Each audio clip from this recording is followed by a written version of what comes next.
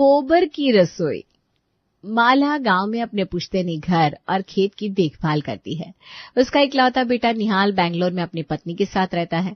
सोनल और निहाल ने love marriage की है और सोनल बैंगलोर से ही है, इसीलिए उसे गांव के रीति रिवाज और रहन सहन के बारे में कुछ पता नहीं। एक रोज निहाल माला को फोन करता है। मम्मी, तुम कब तक अकेली रहोगी? अब हमारे साथ यहीं आ जाओ ना। अरे यहाँ के खेत और घर कौन देखेगा बेटा?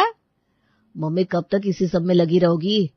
अब तो खुद को फ्री करो इन जिम्मेदारियों से और अपने बच्चों के साथ वक्त बिताओ। मैं तो नौकरी के कारण नहीं आ सकता हूँ, मुझे छुट्टी नहीं मिलेगी। मम्मी, तुम ही आ जाओ ना। अब तो मैं सीधे तभी आऊंगी जब तू अपना घर लेगा वहां।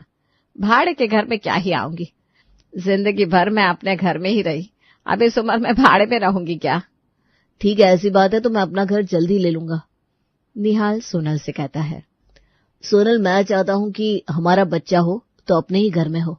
अब हमें भी घर ले लेना चाहिए। हाँ, मैं भी यही सोच रही हूँ, कब तक भाड़े के घर में रहेंगी। मेरी सहेली ने इतना सुंदर फ्लैट बनाया है कि पूछो मत, मन खुश हो गया देखकर। हम भी वही फ्लैट ले लेते ना। ठीक है, उससे कहो कि हमें भी अपार्टमेंट के ऑनर से बात करवा दे। ठीक है, मैं करती हूँ बात। इधर सोनल अपनी सहेली से बात करती है और उधर निहाल को उसके एक दोस्त का फोन आता है। यार, मैं क्या बोल रहा हूँ, यहाँ ना एक आदमी अपनी जमीन बेच रहा है, तुझे लेना है क्या? बेचारे की कोई मजबूरी है, वरना जमीन मिलना यहाँ कितना मुश्किल है, तू जानता ही है। हाँ, बात तो सही है। अच्छा हुआ तूने मुझे अभी फोन कर दिया, मैं ना फ्लैट देखने जा रहा था। वैसे मुझे ना फ्लैट एक जरा पसंद नहीं है। अरे तो ठीक है ना, फिर आजा जल्दी से। निहाल सोनल को बिना बताए जमीन देखने चला जाता है और उस जमीन को फाइनल कर खरीद भी लेता है। इधर सोनल फ्लैट देखने जाने के लिए निहाल का वेट करती रहती है। मैं कब से फोन कर रही थी, तुम फोन क्यों नहीं उठा रहे थे? मेरी सहेली इंतजार कर रही है हमारा। अरे उसे मना कर दो, मैंने जमीन खरीद ली है। बहुत ही अच्छे बजट में एक जमीन हाथ लग गई है तो मैंने उसे खरीद लिया। उस पर ही घर बनाऊंगा। फ्लैट में ना बहुत सफोकेशन होता है यार। तो तुम्हें बताना तो चाहिए था, तुम भी ना गजब करते हो। मेरी इज्जत का सोचा होता पहले, खुद ही बात करने को कहा और अब खुद ही मना कर रहे हो। अरे यार, इसमें तुम्हारी इज्जत जाएगी नहीं और बढ़ जाएगी। इतने महंगे शहर में तुम्हारा घर होगा, फ्लैट नहीं। उल्टा वो जलने लगेगी तुमसे। सोनल उस वक्त तो कुछ नहीं कहती, फिर बाद में अपनी सहेली को फोन करके कहती है, यार वो हमने प्लान कैंसिल कर दिया है। मेरे हस्बैंड को फ्लैट नहीं अपना घर पसंद है तो हमने जमीन खरीद ली है। यहाँ तुम लोगों को जमीन कैसे मिल गई? ये तो इम्पॉसिबल है। वो निहाल के लिए ना सब पॉसिबल है। मुझसे शादी करना भी इम्पॉसिबल था, बट उसने पॉसिबल कर लिया। मेरे निहाल के लिए कुछ भी इम्पॉसिबल नहीं है। चल अच्छा है। निहाल जमीन लेने की खबर माला को भी देता है और कहता है, मम्मी, अब तुम जल्दी ही आने की तैयारी कर लो। जमीन ले ली है तेरे बेटे ने, घर भी 6 महीने में तैयार हो जाएगा। अच्छा, गोबर मिलता होगा ना वहाँ?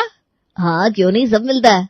तो एक काम करना बेटा, भूमि पूजन के वक्त पूरे जमीन पर गोबर लिपवा देना और एक गाय को ना वहां पूजा के वक्त ले आना। ठीक है मम्मी, अब तुमने कहा है तो ले आऊंगा। निहाल भूमि पूजा की सारी तैयारी करवा लेता है और माला के कहे अनुसार एक गाय भी जमीन पर लाकर बांध देता है। सोनल लाल रंग की साड़ी में तैयार होकर निहाल के साथ जमीन पर जाती है। निहाल मन ही मन सोचता है, मम्मी ने जो कहा था मैंने वो सब कर लिया, लेकिन गोबर लिपाई कैसे करूं? सोनल ने तो ये सब देखा भी नहीं है। एक काम करता हूँ, पूजा होने के बाद जमीन गोबर से लिपा दूंगा। इससे मम्मी की बात भी रह जाएगी और सोनल को भी कुछ प्रॉब्लम नहीं होगी। जमीन तो तुमने बहुत अच्छी ली है, जबरदस्त घर बनेगा हमारा यहाँ। सोनल और निहाल भूमि पूजन में बैठते हैं। फिर पूजा पूरी होने के बाद सबको प्रसाद देकर वहां से दोनों निकल जाते हैं और पीछे से आदमी को बोलकर निहाल पूरी जमीन गोबर से लिपवा देता है। इसी तरह दिन बीतने लगते हैं और 6 महीने के बाद निहाल और सोनल का घर बनकर तैयार हो जाता है। निहाल, हम लोग एक बड़ी सी पार्टी देंगे अपने गृह प्रवेश की, क्या कहते हो? हाँ, शादी में ज्यादा कुछ तो मैं नहीं कर पाया था, लेकिन इसमें बिल्कुल करूंगा। तुम मेहमानों की लिस्ट तैयार करवा लो और गृह प्रवेश की एक डेट भी निकलवा लो, बाकी सब मैं देख लूंगा। निहाल सबसे पहले माला को फोन करके आने को कहता है और माला भी इस बार खुशी खुशी आने को तैयार हो जाती है। गृह प्रवेश की सारी तैयारी निहाल कर लेता है। इधर माला सोचती है, इतने जल्दी जाकर क्या करूंगी, सीधा गृह प्रवेश वाले दिन ही पहुंचती हूँ। माला सीधे गृह प्रवेश वाले दिन सुबह पहुंचती है। गृह प्रवेश के समय माला कहती है, अरे बेटा, गोबर कहाँ है? मम्मी जी ये गोबर क्या होता है? ले, ऐसे गोबर नहीं पता बेटा? बहू वो गाय जो करती है ना वही गोबर होता है। उससे घर में बरकत और सुख समृद्धि आती है। अपना वो गांव का घर है ना, मैं तो हफ्ते में एक बार उसे गोबर से लिपवाती हूँ। मम्मी यहाँ ये सब नहीं चलता है, बहुत सारे मेहमान आने वाले हैं, गोबर की बदबू आएगी तो अच्छा नहीं लगेगा। बड़ा विदेशी हो गया है रे तू। नहीं मम्मी ऐसा नहीं है, मेरा तो सारा बचपन ही गाय और गोबर में बीता है, मुझे क्या ही दिक्कत होगी। आज बहुत सारे लोग आने वाले हैं ना, एक बड़ी सी पार्टी है रात में, तो तुम किसी और दिन ये कर लेना, आज रहने दो ना। अच्छा ठीक है, कम से कम आज दहलीज तो गोबर से ही लेपूंगी मैं, आज इतना बड़ा दिन है। माला घर के बाहर खड़ी गाय का ताजा गोबर लेकर आती है और उससे दहलीज पोत देती है। गोबर की स्मेल से सोनल का जी घबराने लगता है। ये सब क्या है यार, ये बदबू तो मुझसे बर्दाश्त नहीं होगी, उल्टी हो जाएगी मुझे। अब आओ तुम 2 मिनट यहाँ जाओ, पूजा में ना ये सब होता है, थोड़ा सा तो लगाया है, मैं धूप जला देता हूँ, उसकी खुशबू से सब सही हो जाएगा बस। ठीक है तुम कहते तो मैनेज कर लूंगी। सोनल को निहाल थोड़ी दूर खड़ा कर देता है और दहलीज पर धूप जला देता है। 5 मिनट बाद बदबू खत्म हो जाती है और धूप की खुशबू आने लगती है। निहाल और सोनल आराम से अपना गृह प्रवेश करते हैं। उसके बाद घर में एक छोटी सी पूजा होती है और उसके बाद हवन होता है। पूजा पूरी हुई, भगवान से मांगिए कि ये घर आपके लिए शुभ हो। पंडित जी चूल्हे की पूजा तो हुई नहीं। बाजी इसमें हमारा कोई काम नहीं है, घर के बड़े बुजुर्ग इसकी पूजा करवा देते हैं, आप तो हुई रसोई की पूजा करवा दो। हाँ हाँ, गांव में किसी की भी पूजा होती है ना तो मैं ही उसके चूल्हे की पूजा करवाती हूँ। बस फिर क्या है, जब दूसरों की पूजा करवाती है तो अपने घर की क्यों नहीं। पंडित जी दक्षिणा लेकर चले जाते हैं। माला सोनल से कहती है, बहू तू रसोई में चल। जी मम्मी जी। माला देखती है कि वहां स्टील का चूल्हा है। बेटा गोबर और माटी से बना चूल्हा कहाँ है? इस स्टील के चूल्हे का बना हुआ खाना तुम दोनों खाते हो, तभी तुम्हारी हालत ऐसी है। कितने कमजोर दिख रहे हो। मुझे देखो, मैं अभी भी तुमसे ज्यादा काम कर सकती हूँ और मेरे में बहू से भी ज्यादा ताकत है। मम्मी जी शहर में यही चूल्हा चलता है, वो सब जो आप बता रही है ना वो यहाँ नहीं मिलता। नहीं मिलता तो क्या, मैं खुद बना लूंगी। इस स्टील वाले चूल्हे का खाना मैं तो कभी ना खाऊं। मम्मी ये रस्म तो पूरी कर लो इस पर। अब वो गोबर और माटी का चूल्हा कब बनेगा उसका वेट तो नहीं कर सकते ना, और आज का ही तो मुहूर्त है मम्मी। हाँ ठीक है, इस चूल्हे की लिपाई कर देती हूँ, फिर बहू तो पूजा करके कुछ मीठा चढ़ा देना बनने को। सोनल की आंखें बड़ी बड़ी हो जाती है और वो बोल पड़ती है, मम्मी जी उसे भी गोबर से लिपेंगी आप? हाँ बहू लिपना तो होगा ही ना, वरना चूल्हे की पूजा कैसे। गोबर बिना तो सब अधूरा है। रुक यहीं तो, मैं अभी आती हूँ। माला झट से घर के बाहर गोबर लेने चली जाती है। इधर सोनल का मुंह बन जाता है। निहाल उसे इशारा करता है कि मेरे प्यार के लिए सब संभाल लो, और सोनल उसकी बात मान लेती है। माला चूल्हे को गोबर से लीप देती है और रसोई की दहलीज पर गोबर लगा देती है। बहू अब इस पर सथिया बना और आरती कर। जी मम्मी जी। सोनल नाक पर अपना आंचल लगाकर वैसा ही करती है जैसा माला कहती है। चल अब खीर चढ़ा दे। मम्मी जी इस पर खीर बनानी होगी क्या? हाँ इसी पर बनानी होगी, और फिर सबको वही खाना होगा। ठीक है बनाती हूँ। सोनल खीर चढ़ाती है और रसोई में धूप जला देती है। अब जाकर शांति मिली है। गोबर गोबर करके मेरा माथा गोबर कर दिया, गंध से हालत खराब है।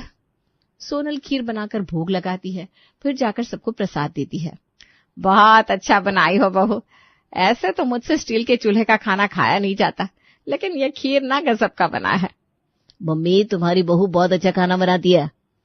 मम्मी जी आपने इस चूल्हे पर गोबर लगाकर इसे गोबर का चूल्हा तो बना ही दिया। सोनल से खीर खाई नहीं जाती, वो जैसे तैसे एक चम्मच खाती है, वो भी प्रसाद के नाम का। हे भगवान मुझे बचा लो, सासू माँ को खाने से ज्यादा गोबर दिखते हैं क्या? सब कुछ होने के बाद सभी लोग रात की पार्टी के लिए तैयार होने लगते हैं। निहाल यार, मुझे तो एक जरा लगाने के आज मेरे घर का गृह प्रवेश था, बहुत मुश्किल से ये दिन कटा है। बस आज की बात है, मम्मी को पूजा में गोबर इस्तेमाल करने की आदत है ना बीबी, वो थोड़े पुराने जमाने की है, समझ सकती हो ना तुम? हाँ समझती हूँ, बस आज का दिन निकल जाए। रात की पार्टी बहुत अच्छी होती है। सब सोनल और निहाल के घर की तारीफ करते नहीं थकते।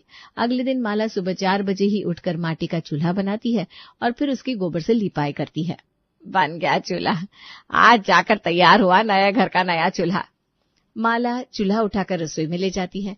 सोनल जब सोकर उठती है तो निहाल को कहती है, आज अपना घर घर लग रहा है ना, वरना कल तो बदबू से घर महक गया था।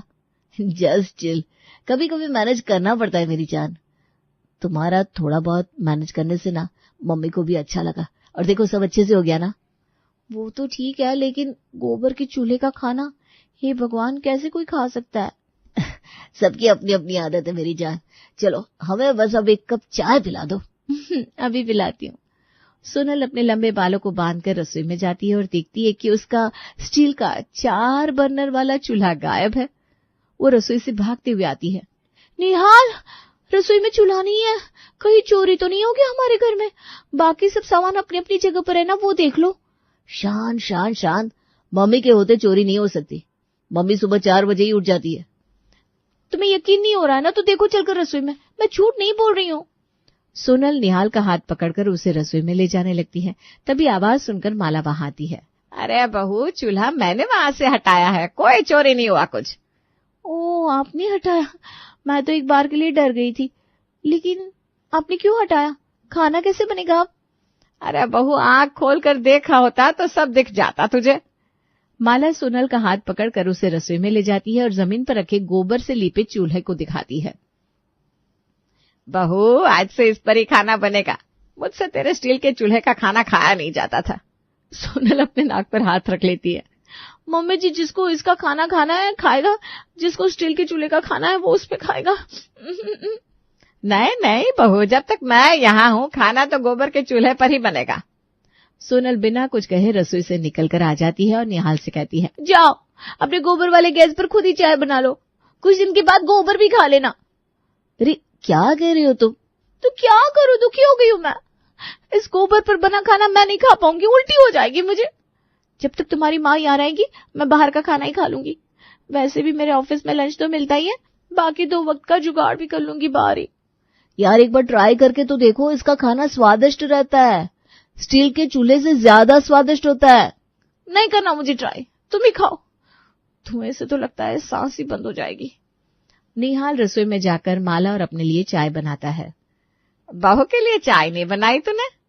नहीं, वो चाय नहीं पीती, उसे लगता है कि चाय पीने से वो काली हो जाएगी। बहू बिना पागल है बिल्कुल। माला हंसने लगती है। इधर सोनल अपने लिए कोल्ड कॉफी बनाकर पी लेती है और ऑफिस चली जाती है। माला गोबर के उपले से सुबह का नाश्ता बना देती है और निहाल से कहती है, बेटा गोबर के चूल्हे की रोटी की बात ही कुछ और है।